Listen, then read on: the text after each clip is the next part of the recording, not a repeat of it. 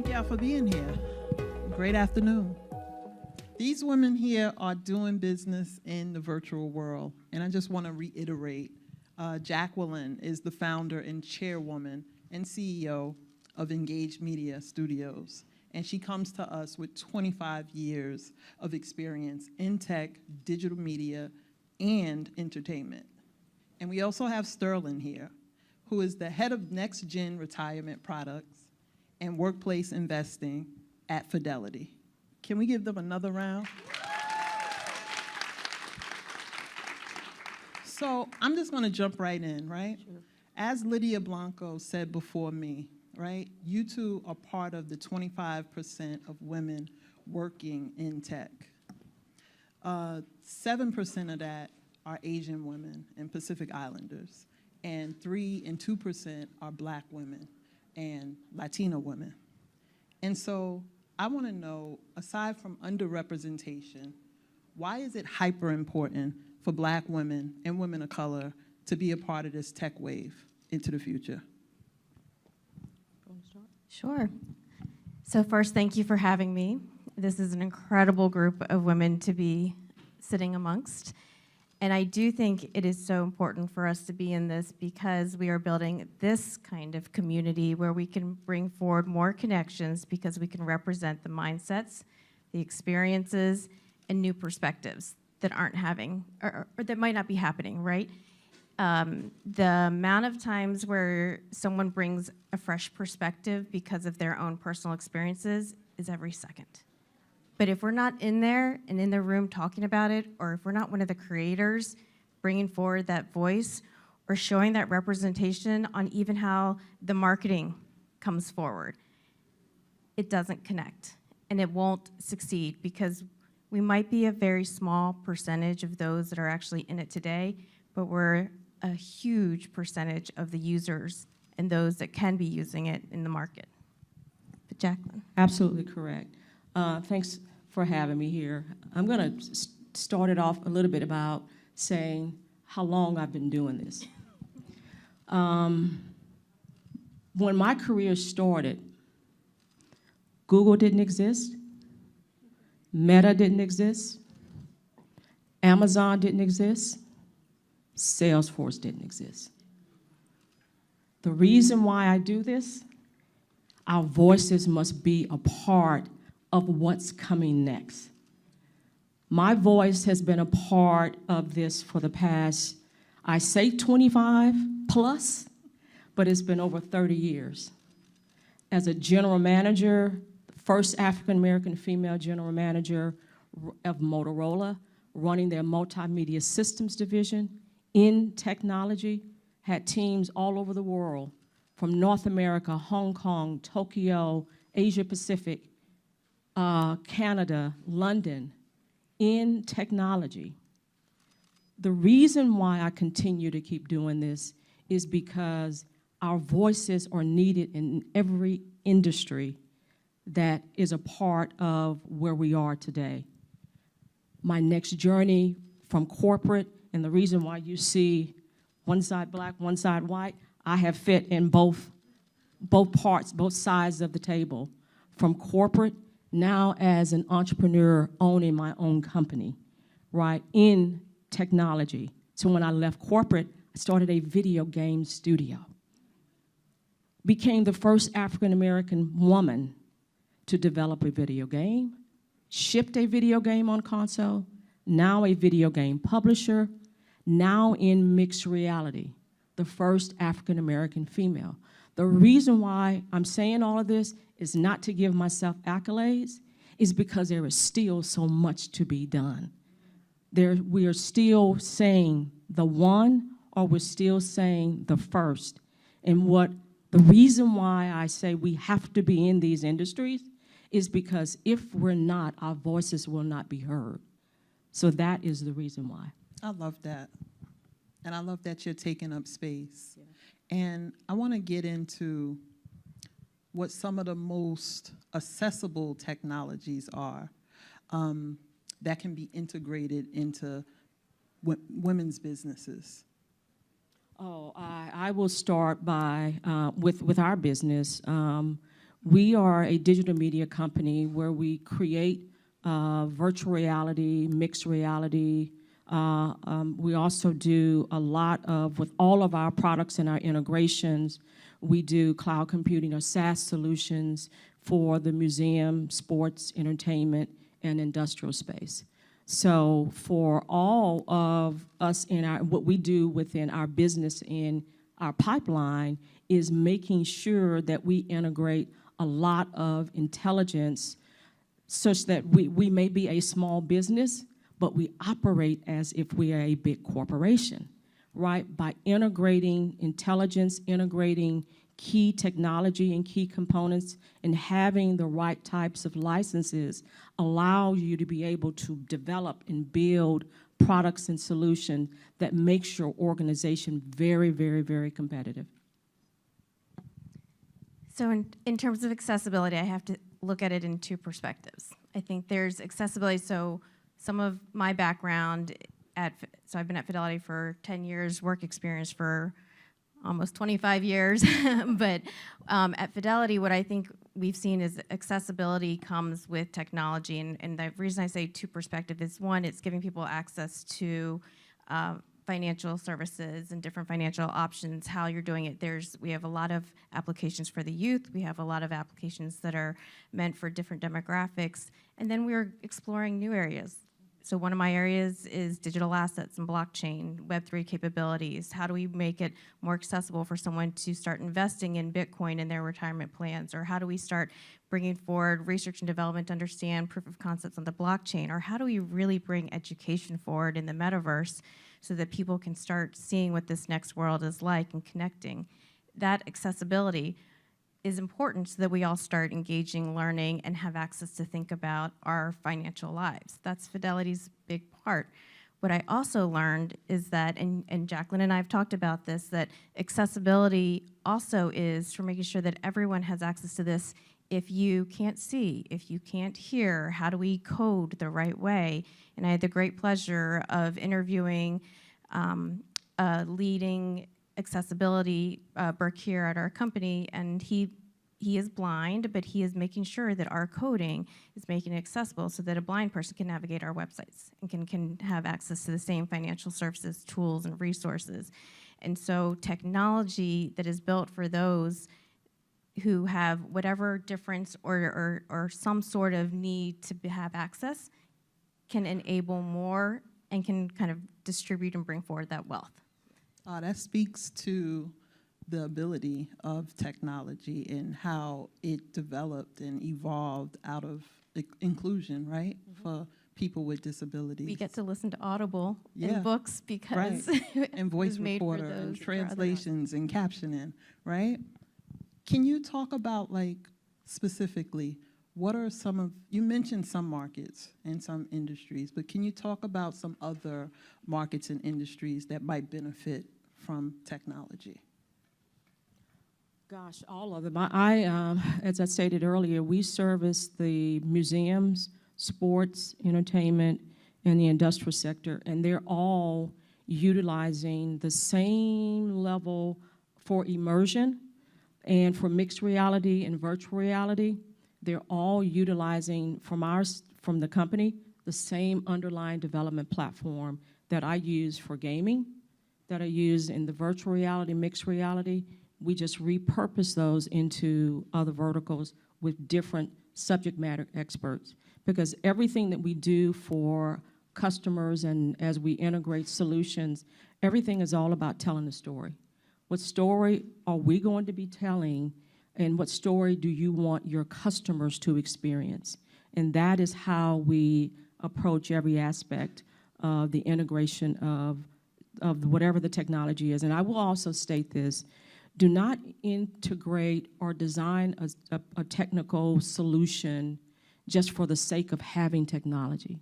It all has to make sense, right? So even though we can develop, augmented reality solution, mixed reality, we do holoportation, which means, hologram-related solutions where we're here in New York, you can be holoported someplace in Asia. We do all of that. But what we do is take all of our customers through a complete ideation storyline pipeline before we ever state what technology we're going to end up integrating in.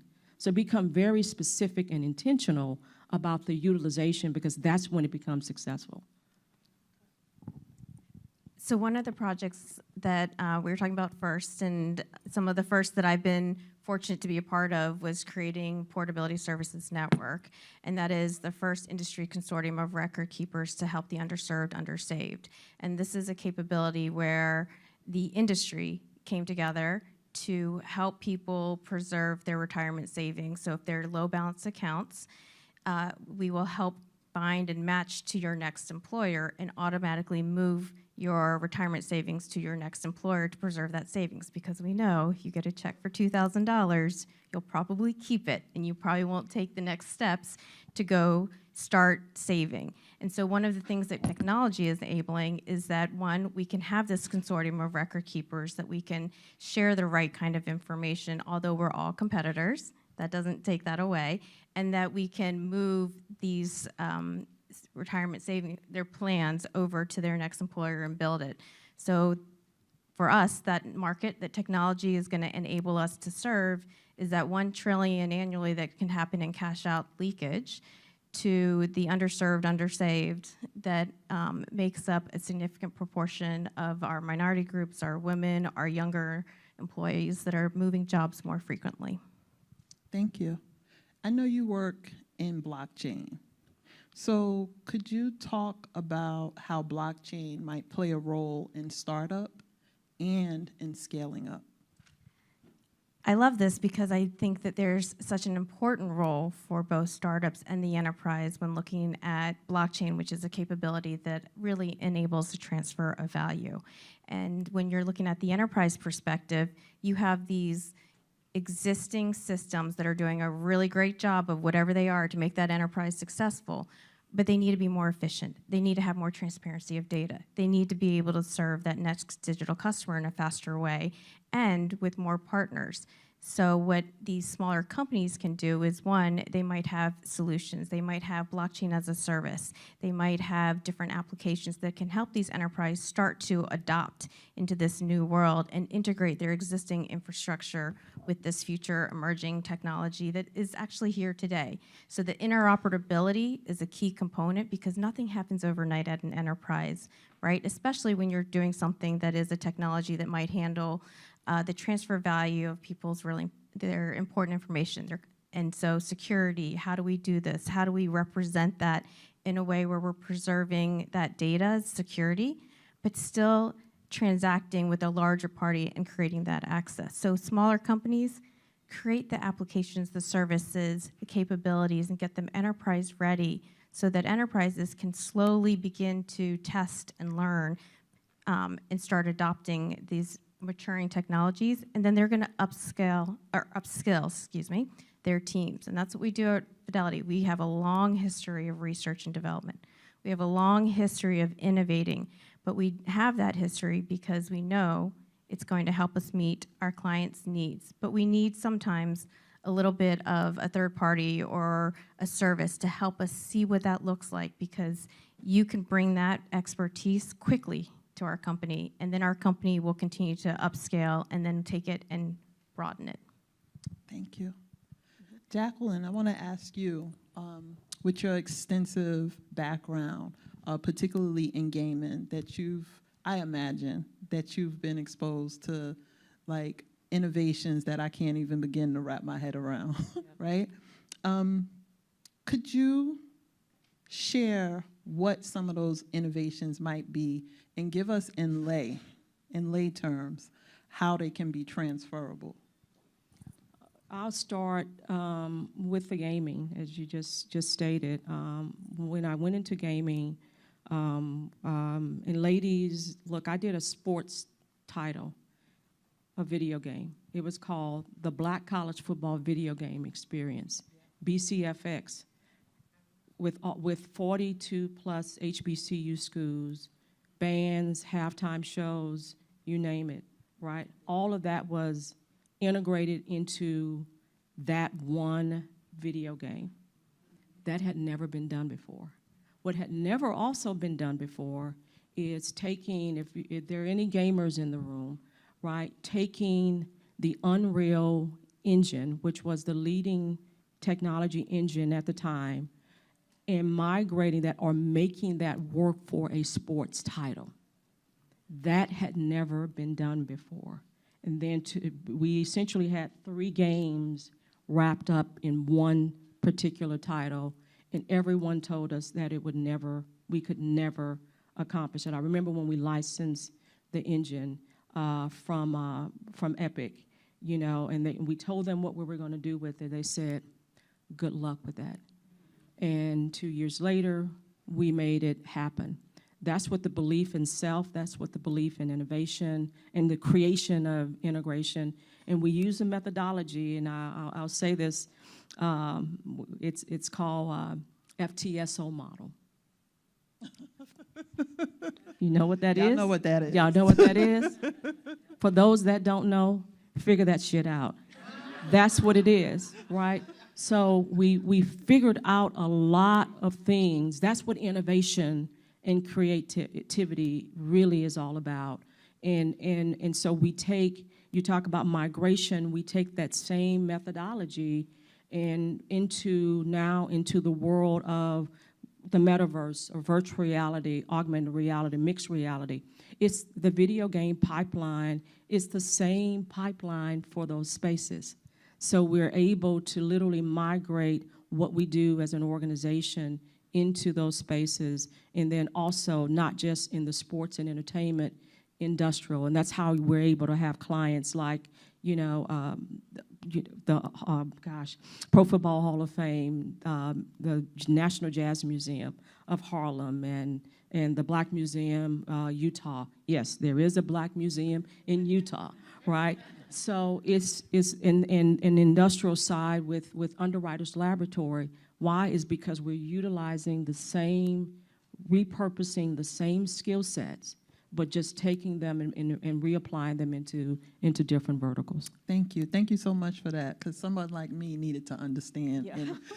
in, simple terms. Sure. So before we jump into questions, right, my final question to both of you is really what's next? Like, what are the next best steps?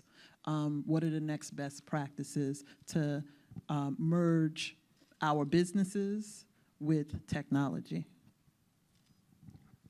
I'll start by saying understand what you're going out to solve, and storyboard. I still say it's really looking at how are you going to storyboard that out and solve that solution, and let what your experience is going to be drive the technology that you're going to use.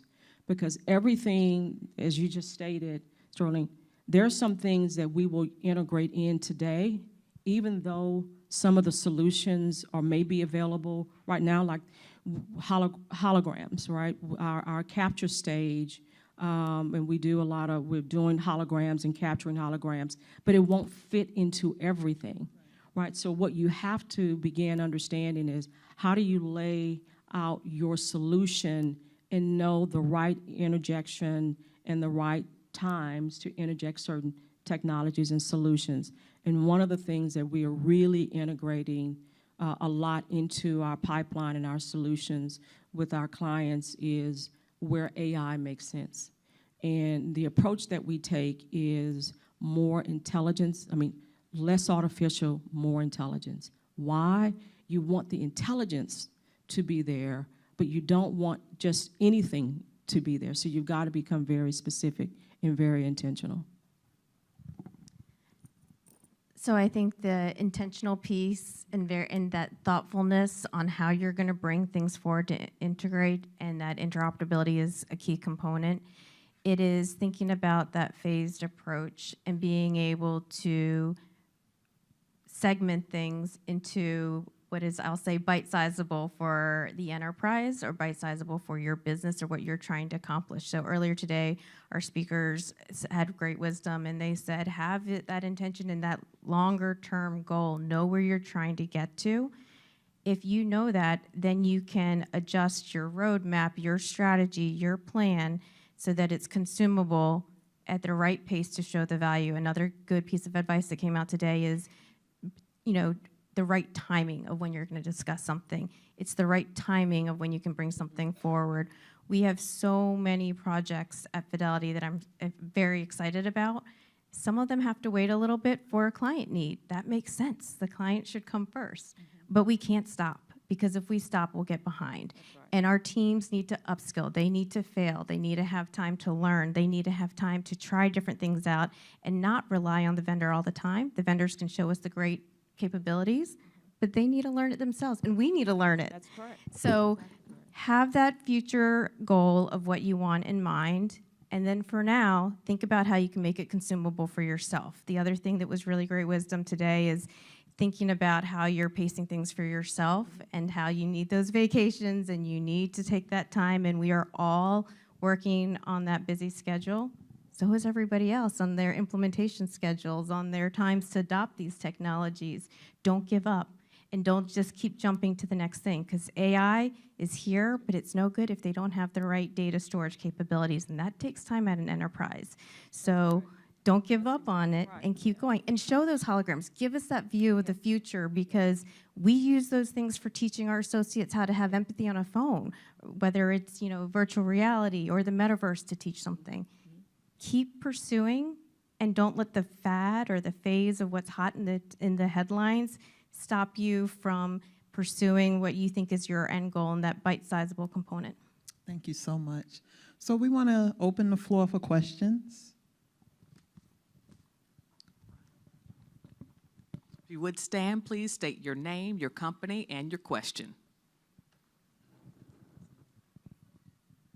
Hi, my name is Sonora Weathers. I am a art director in between jobs. So I have a question. Being in design, I got to talk to you, Sterling, last night. How do you take that time to, when you're busy running a company and your groups, to really learn those programs, those classes? They take a lot of time. Right now, as I'm in between, I am taking these, all these courses myself. But then when I'm working, it's like I'm working 9, whatever, 5. I'm trying to work out, take time, everything like that. And I'm just like, oh, but I need to get a class in. I don't have time.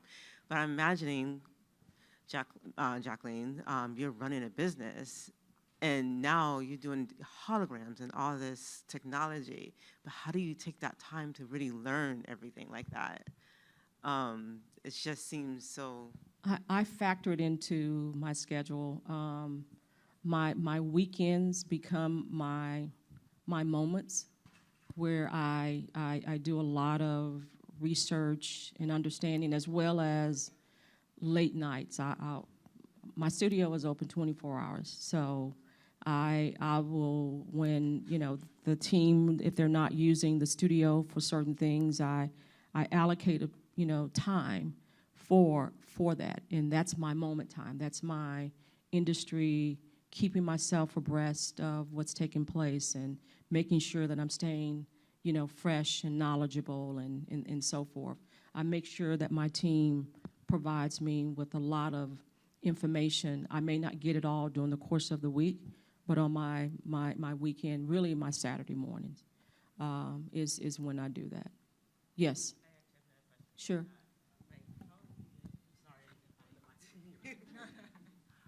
So I've been in experiences, right, as a designer, in which I feel like companies, they just want you to design, but they don't have any interest in promoting, actually encouraging you to learn new, like they don't give you those skills, or they just say, hey, do the job, but they don't want to train you or upscale, as you said, upscale or upscaling. Like I'm coming into these situations over and over again. So how do you make sure that your team is always abreast of Because all they these new have to be. technology? That is their job.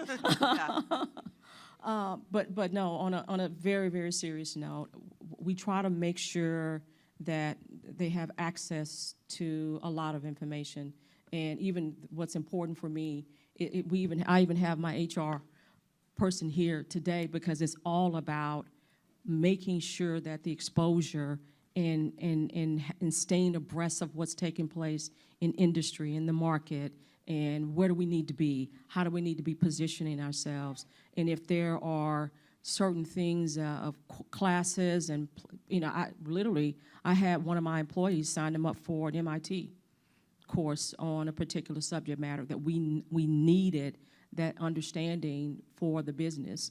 So we make sure, and even the former corporations that I work for, they did as well. So I think once again, you'd have to, if they're not providing it, you're gonna have to find ways where you can gain access to it. Yes, yeah. And find companies that value that, Yes, right? absolutely. I think that's the biggest thing. It's a culture of where you're working. So at Fidelity, we have actually invested more in the educational space, and we have programs that help upskill associates. So I actually got to create one for phone associates upskilling into technology roles because they're worried their jobs are going to be gone, but they know our clients the best. So if they have that aptitude for learning, let's give them the boot camp of technology and then put them into a role at our company. And that helps with that career mobility. But you have to find the companies that value what you value in that culture because they're there. That's right. Her associates are learning because she said, you need to go learn this. I'm getting blockchain training happening with our teams, right? Where we had a rotational program and it was a new thing for Fidelity. They put top developers at a certain level that were looking to learn more. They taught them blockchain, then they put them onto different teams and different businesses. So find the companies that meet that need because it's possible, and there are a lot of great ones out there. Absolutely. Awesome. We have a question here and another at the front. Hi, my name is Patricia McHale. I'm here with Fidelity Investments. Thank you, Sterling, for representing us on stage. I want to say thank you, everybody, for all the brilliance and opportunity that you brought today.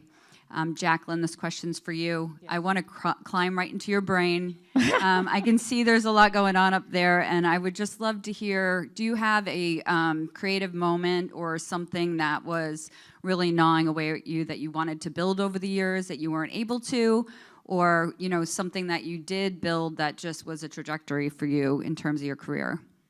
Yeah, there are that's a very, very good question, and you are getting in my brain right now. There's one particular thing that I want to do, haven't done yet, but it's around female and the ability for innovators to, where we can see ourselves in all of the great innovations that we have contributed to society. And I want to be able to tell that story, but I want to tell it in a very different way. I want to use from a combination of documenting their journeys, but doing that through an immersive experience lens where you as the other individual or the female can see yourself in their shoes and walk in their shoes, right? And so that's one that I will make happen at the right point, but that's exactly what I want to be able to do. I think our stories, and I say our stories as females in general, are not told enough. And I want other little girls to be able to see that they too can be, and I want them walking in their shoes. And with technology that we have, in the world that I live in, it's all about reimagining and envisioning the possibilities, and with immersive technology, seeing them walk in their shoes and believing that they too can be. I would love to see the world change, how the world would change when that happens. Question here. Diamond Young from the Greater Memphis Chamber.